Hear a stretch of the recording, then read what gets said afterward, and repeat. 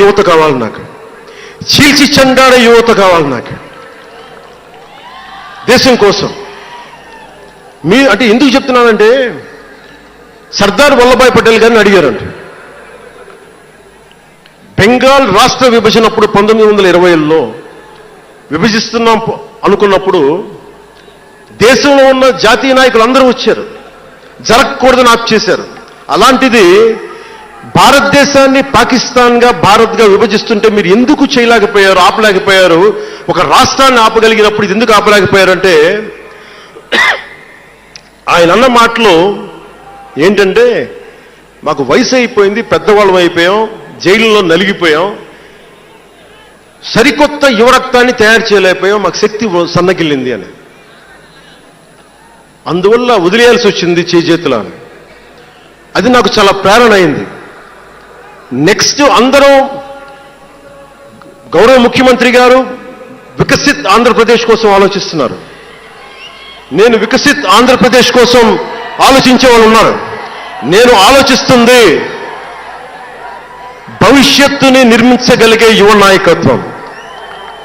ఈరోజు ఒక్కరు తలుచుకుంటే ఎంతమంది ఎమ్మెల్యేలు వచ్చారో చూడండి. ఫస్ట్ టైం ఎమ్మెల్యేలు ఎంతమంది ఉన్నారు. అలాంటిది మీ నుంచి ఊరికి 100 మంది నాయకుల్ని తయారు చేయాలి. రాష్ట్రం నుంచి జాతీయ స్థాయిలోకి వెళ్ళగలిగే 100 మంది నాయకుల్ని తయారు చేయగలగాలి. అదే నా లక్ష్యం, నా స్వప్నం 2047కి. అంటే ఎలా ఉండాలి అంటే, విదేశాలకి వెళ్లాల్సిన అవసరం రాకూడదు. ఇంక మన దేశానికి మనం వీసాలు డినైల్ చేసేంత స్థాయి భారతదేశంలో ఉండాలి అంటే, దేశాన్ని సమాజాన్ని నడిపే నాయకులు మీలో నుంచే పుట్టాలి. నేను చేస్తాను దానికి ప్రోగ్రామ్స్. ఈ రోజున వేదికపై ఉన్న స్పోక్స్ పర్సన్స్ అందరూ ఎలా వచ్చారనుకుంటున్నారు మీరు?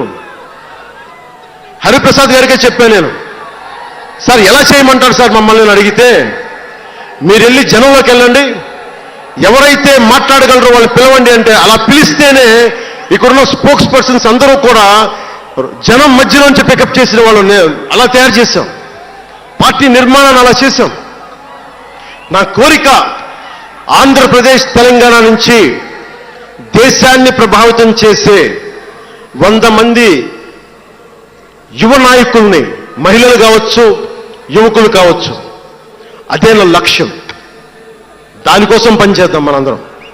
ఎందుకంటే సరైన నాయకులు లేకపోతే చిల్లర వేషాలు వేసేవాళ్ళు, పనికి మాలిన వేషాలు వేసేవాళ్ళు చూశాం కదా గత ప్రభుత్వం ఎలా ప్రవర్తించారు. వాళ్ళు వచ్చారు అంటే బలహీనత మనది, తప్పు మనది. ఎవరు వచ్చినా వదిలేస్తున్నాం మనం. అందుకని మీరందరూ దానికి సంసిద్ధమవ్వండి. ఇంకొక మాట వాళ్ళు మాట్లాడింది ఇందాక, ఆ ఇంగ్లీష్ పత్రికలో ఒకటి చెగువేరా గురించి మాట్లాడారు.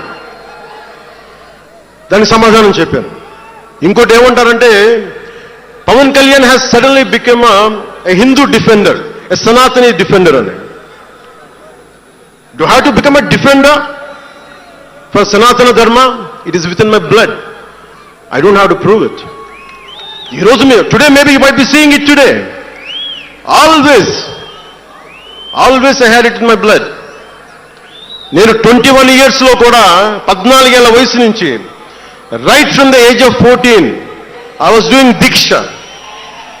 14 సంవత్సరాల నుంచి ఎప్పుడు అయ్యప్ప దీక్ష చేసేవాడిని. మొన్నే మా అన్నయ్య, మా నాగబాబు, మా అమ్మ, నేను ఒక ఫోటో చూపించారు ఎవరో.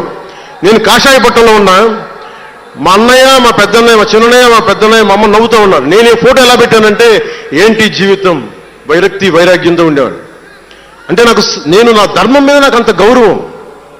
సో నాకు మీరెవరూ కొత్తగా సర్టిఫికేట్లు ఇవ్వాల్సిన అవసరం లేదు, నేను మీకు ప్రూవ్ చేసుకోవాల్సిన అవసరం అంతకంటే లేదు. అంటే చిన్నప్పుడు ఎలా ఉండేయండి